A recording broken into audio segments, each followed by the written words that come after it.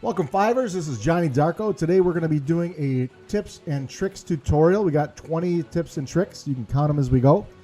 And we're going to be diving into things I wish that I knew when I was a new hunter. And, all the way through high rank and into the end game as well. Things that I learned and picked up along the way. So there's a lot of them. So we're just going to run through them real quick and touch on them. I made some videos that are more of a deep dive into some of these too. I'll call those out when we get to them. But first, let's get right into it. The first tip I have is eat before every hunt. I think every fiver out there will say, yes, eating is beneficial. You go up to the canteen and eating a meal, you have the chef's choice platter. This is a good way to just come in, get your plus 50 health, plus 50 stamina, plus 20 for your palico as well with their health. One thing you got to watch out for on this one, though, is under food skills, sometimes it'll say feline provoker. That may not be a skill that you want. So if it says feline provoker on there, that means the monsters are going to be focusing on you a little bit more. You might want to go down to a meat platter, which will give you just attack up, or a fish platter, and then just eat a max potion, and that'll give you your plus 50 health that you're missing on that too. Once you get a little more accustomed to it, I definitely recommend going in and maxing out all of the ingredients. If you go in and there's tutorials online about how to find these. Some of them are really difficult to get and require some special time of day and stuff in different maps. But go ahead and get your canteen all maxed out. That way, when you make your custom meals, you can have all the ingredients at all times. One other thing that someone told me about this that is really, really beneficial and a game changer is the animation it takes when you eat the whole chef, coming out and your food. If you just hit the options button, you can skip through it. So I'll show you what I mean. Here's our chef's choice platter, and as soon as it starts, I'm going to hit options. And it's going to skip right through it. Done. Easy. Big time saver there. All right. Now we're going to run over to our loadouts next. And I want to touch on this. Let's go to the workshop because we're going to dive into some augmentation discussions as well. So your weapon loadouts are really important.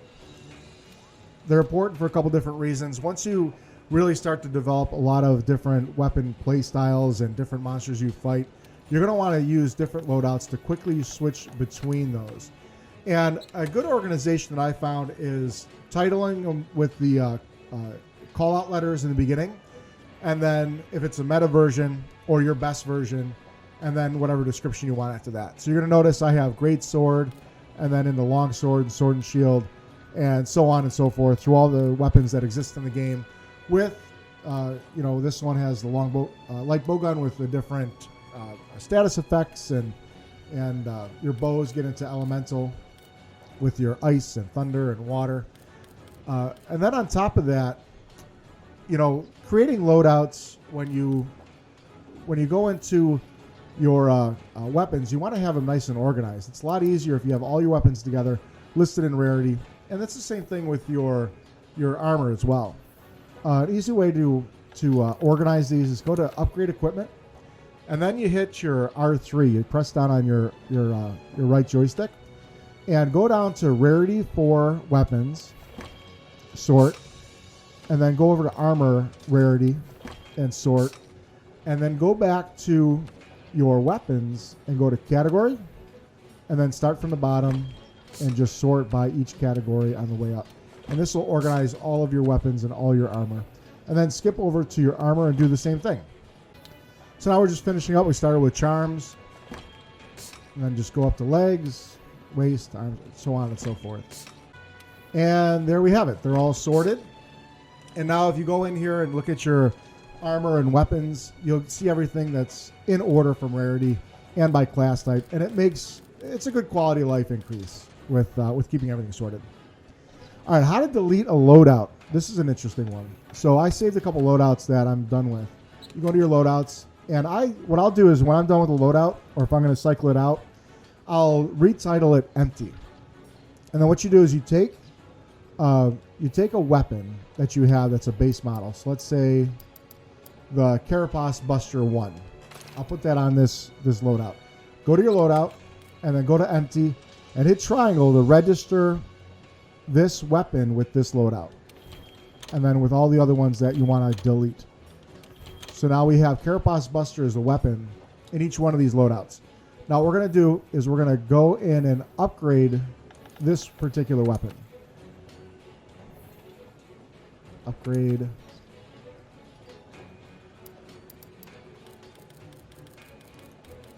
And then the Carapace Buster. So you upgrade this one level. So we're here. We're going to go up a level to this level.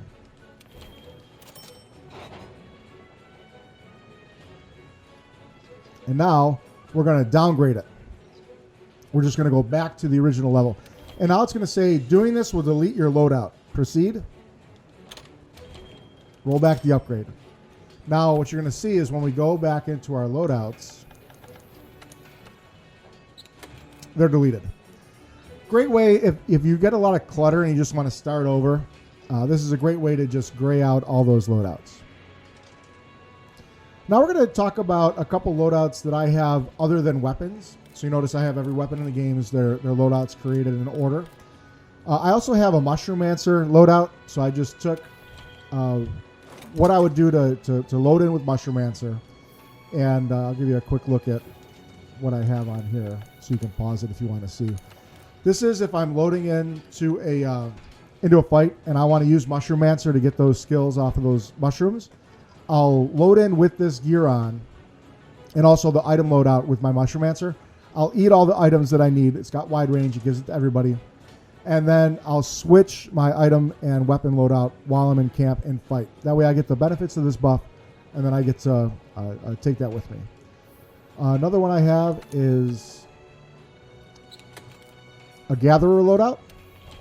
So this is if I'm going to go and really gather a bunch of materials. I want to spend some time just loading in and maximizing my gathering efficiency. I'll show you what I have with this, the skill sets and decorations on this. You get everything is maxed out up. So botanist, geologist, tool specialist, heat guard if I'm, in Elder's Recess. I just throw this on if I'm ever going to gather materials. If we're doing ATKT, 2-part run in between while we're waiting, I'll throw this on and just gather a bunch of materials there. And also in Elder's Recess, which we'll get to gathering and research hunting there as well. And then I have a fishing one too. So there's a special thing where you gather all the fish and catch every fish in the game. And it's useful to just be able to throw this on and go fishing.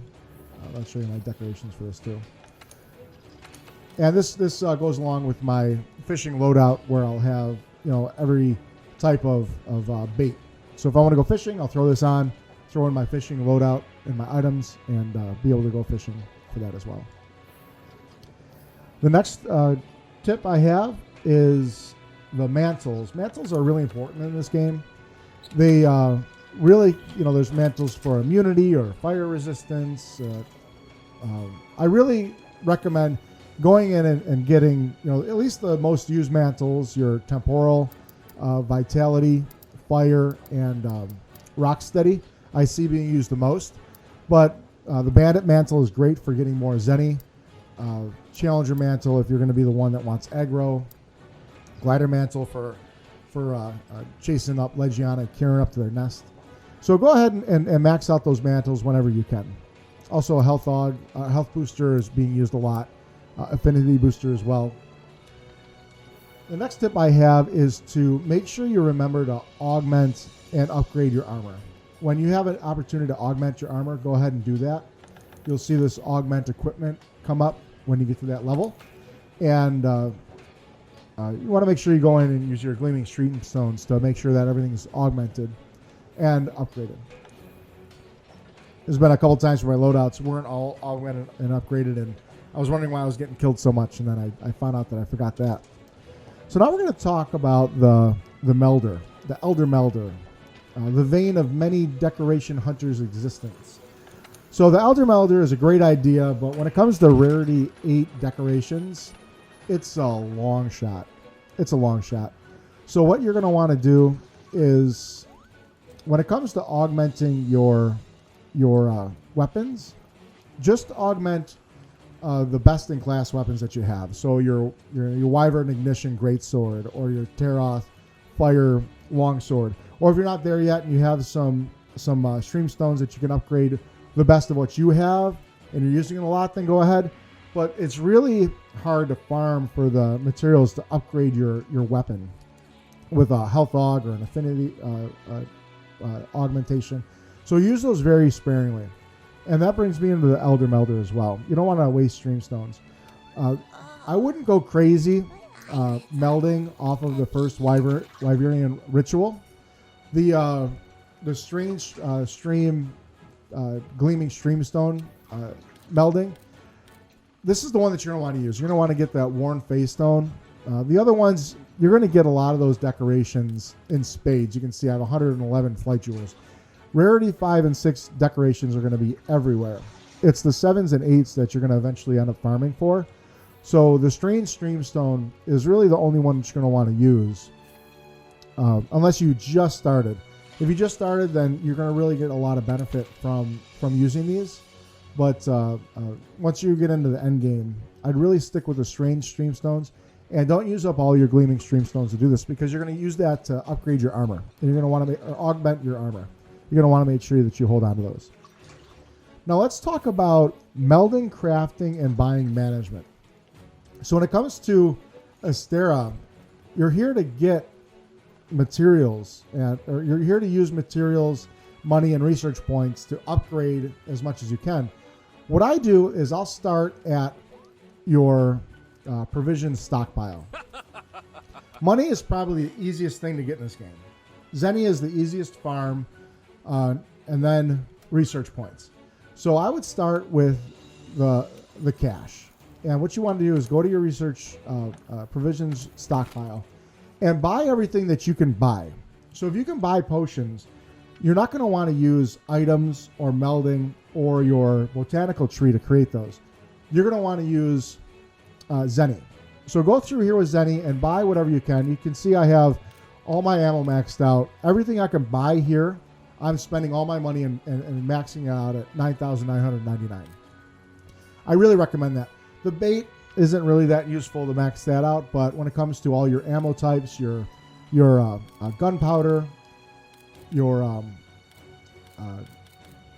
potions, your antidotes, barrel bombs can get a little expensive, trap tools. So buy that with Zenny, because you can farm Zenny really easily, and I'll show you how here in a minute. From there, I go to the crafting. So if you can craft it, that's your second go-to, because crafting generally is the next way to go. And I should say crafting with items you can make in your botanical tree. So if you can grow it in your tree and you can craft it, that should be your next step. Hey. That brings me into another tip to max out your tree while you're here. It can get up to 3 stages and three different cultivating boxes. Make sure you open those up as soon as you can. If you can unlock those, you're going to put yourself ahead of the game with gathering, because now every time, instead of just having 1 box, you can have 2 or 3 every time you go out, and it's consistently cycling through. So anything that you can grow here that you can't buy should be your next step. So right now I'm obviously making flash bugs and nitro shroom for flash pods and for my mushroom answer.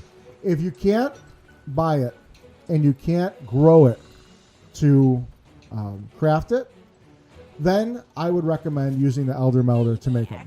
And there's only there's not too many things here that the Elder Melder can do that you can't buy or craft. So it definitely gets down to a limited amount. Your gems obviously are really important. So save up those gold Wyverian prints whenever you can get those if you're in high rank. Farm those gold Wyverian prints every week and use those to buy them here when you have to upgrade. Your Screamer pods are definitely something you're going to want to take a look at your Elder Melder, because farming for Screamer pods is a little tedious and frankly for me boring. And dung pods. I always use the Elder Melder for dung pods. Instead of going out and farming for dung, I just use the Elder Melder. A couple other things. An important one as well is dash juice. Dash juice is tough to farm as well. So use your materials in the Elder Melder to make dash juice as well. and then your mega armor skin and mega demon drug if you use those. I ended up just using the powders instead and crafting those.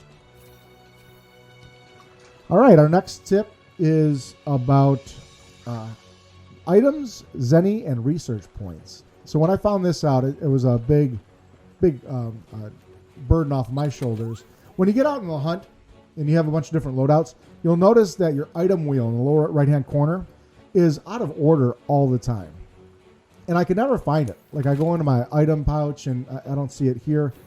What you have to do is hit options and go to the item pouch under options and click that. And here it gives you, see the triangle on the bottom says item bar? This is where it gives you the option to rearrange this thing for each loadout. And I came up with a system where I always have my mantles and traps to the left, and then my immediate life-saving things to the right, and then my pods, and then any kind of buffs that I need on the right. So I always know where I'm at in my item wheel. If it's out of order for some reason, then wherever you are, you can just go ahead, hit options, go right to item pouch, and hit triangle, and you can redo it. This saves when you save your loadouts under managed items.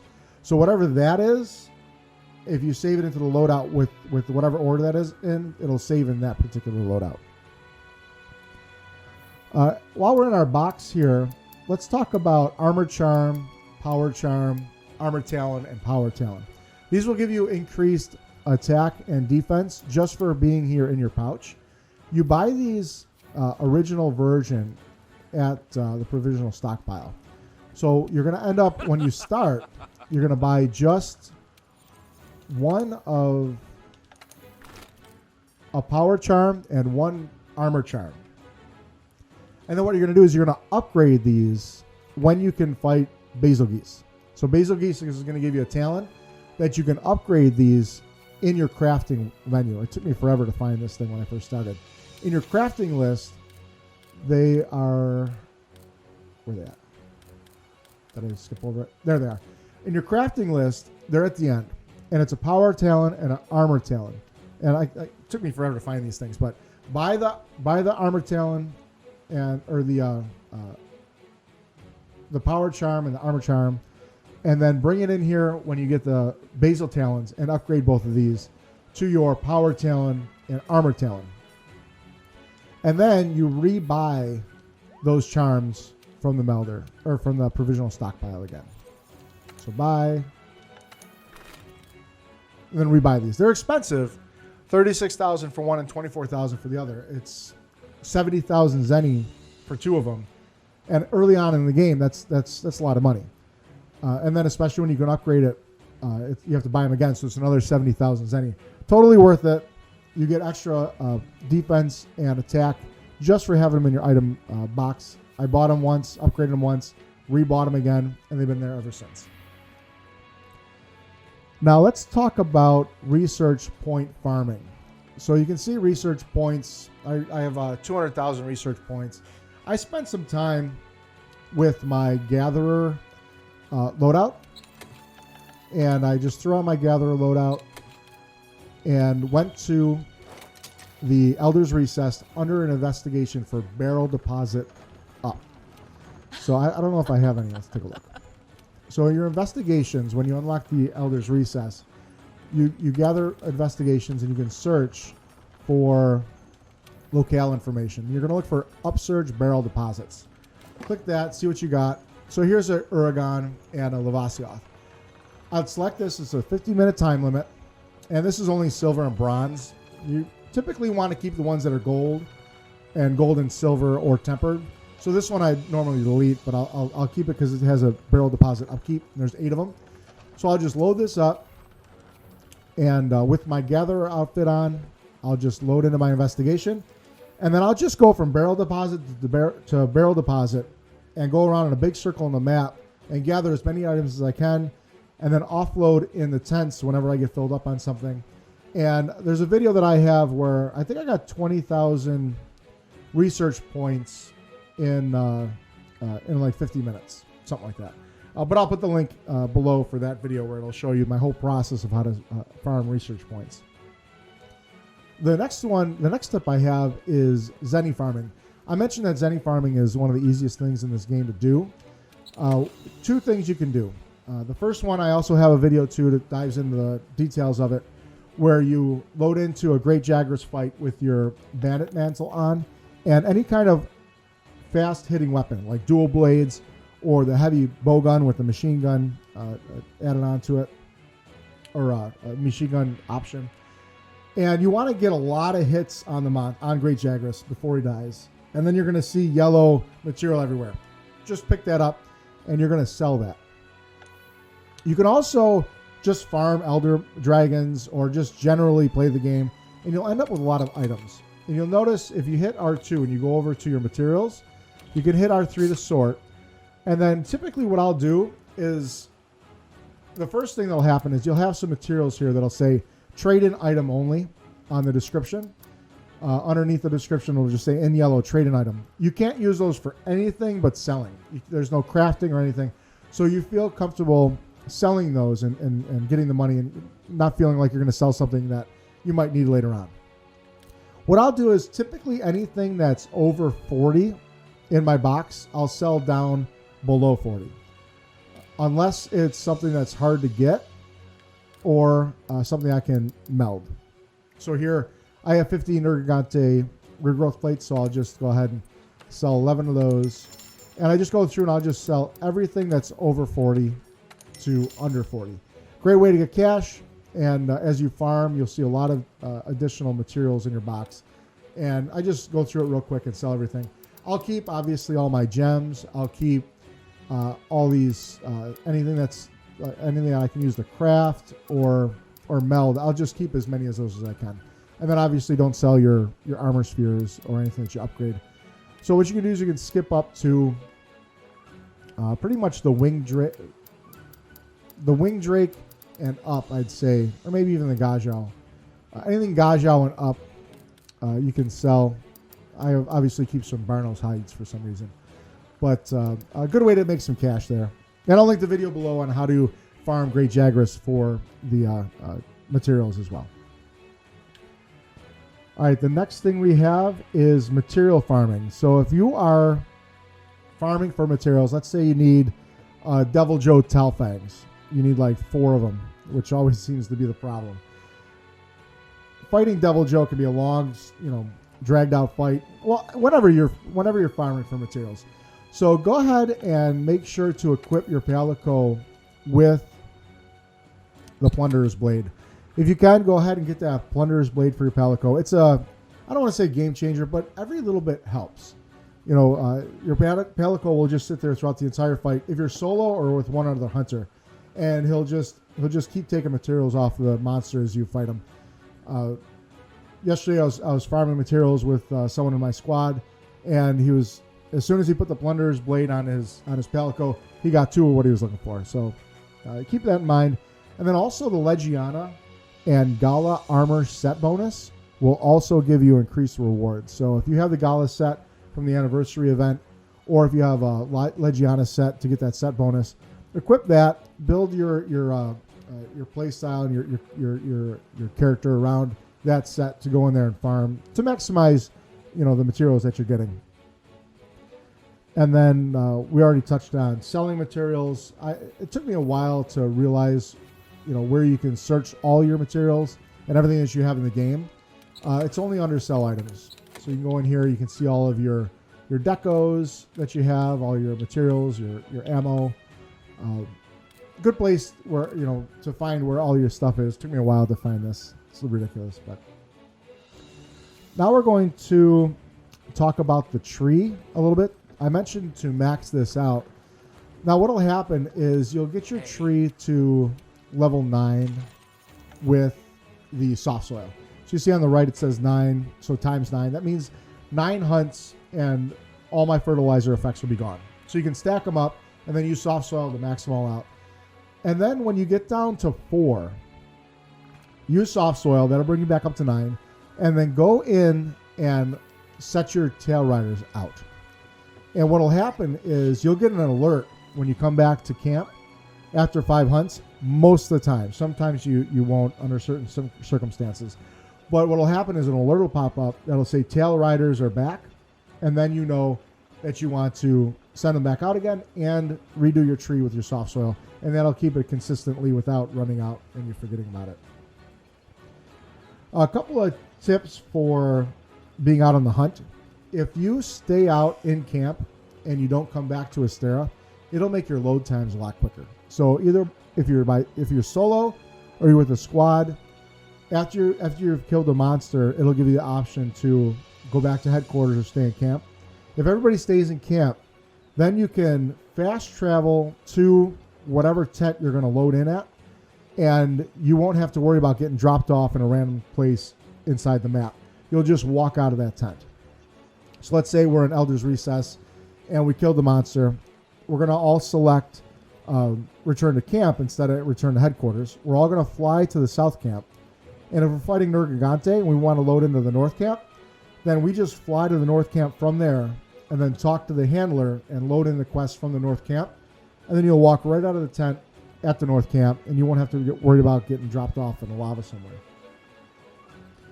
And then also you want to make sure that you're using your traps efficiently. So I use traps all the time when I'm not fighting an Elder Dragon.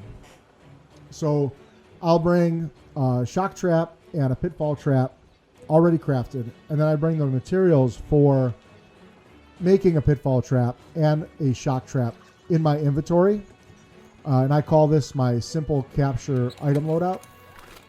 And it's really easy. I just select simple capture, and really easy to just throw this on, and I have, as you see, the items to make those plus trank bombs.